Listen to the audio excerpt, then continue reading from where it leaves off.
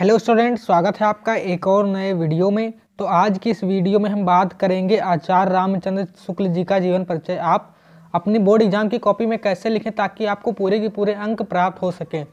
Board परीक्षा में जीवन परिचय को कैसे लिखना है और किन किन बातों का ध्यान रखना है, इस सब की चर्चा आज की इस वीडियो में होगी। तो आप इस वीडियो को लास्ट तक जरूर देखिएगा।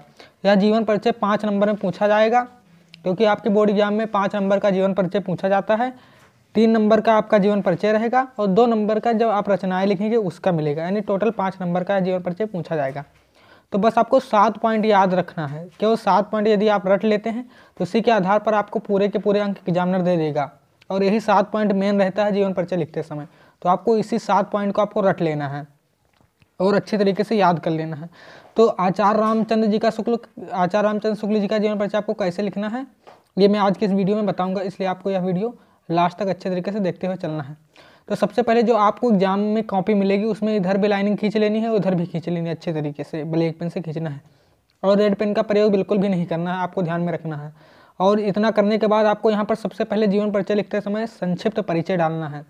देखिए यहाँ पर एकदम किनारे संक्षिप्त परिचय डालना है, फिर अच्छी तरीके से लाइनिंग खींच देनी है, फिर एक लाइन छोड़ देनी है। इतना करने के बाद जैसे कि इससे लिखने संक्षिप्त परिचय लिखिएगा, फिर एक लाइन छोड़ देना, फिर जीवन परिचय लिखिए, मतलब संक्षिप्त परिचय लिखिएगा। सबसे पहले क्या करना है, नाम डालना है, फिर जन्म डालना है, फिर जन्म स्थान डालना है, फिर पिता का नाम डालना है, और फिर शिक्षा कहाँ हुई थी ये डालना है, कितनी तक हुई थी, फिर मृत्यु बताना है, फिर रचनाएं बताना है।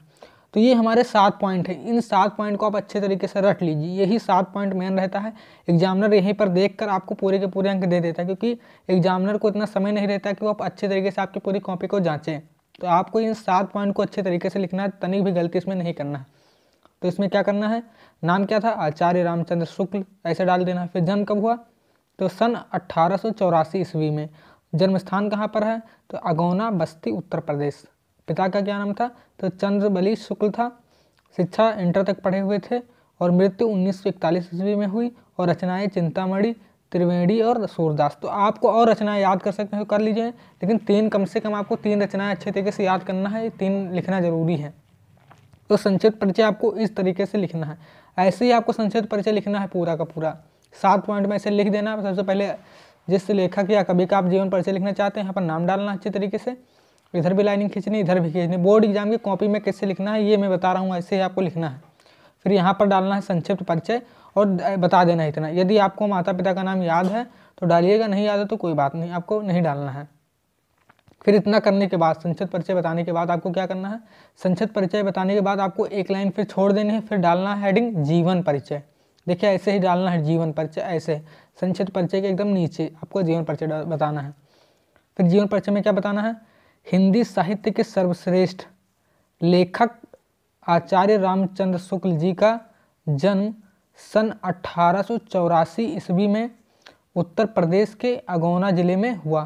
अगौना जिले के बस्ती नामक ग्राम में हुआ था, आपको इतना बताना है। फिर आगे बताना है आपको, इनके पिता का नाम चंद्रबली शुक्ल था। इनकी प्रारंभिक शिक्षा हमीरपुर में हुई थी, इतना आपको बता देना। फिर आपको ऐसे ही आगे बताते हुए चलना है।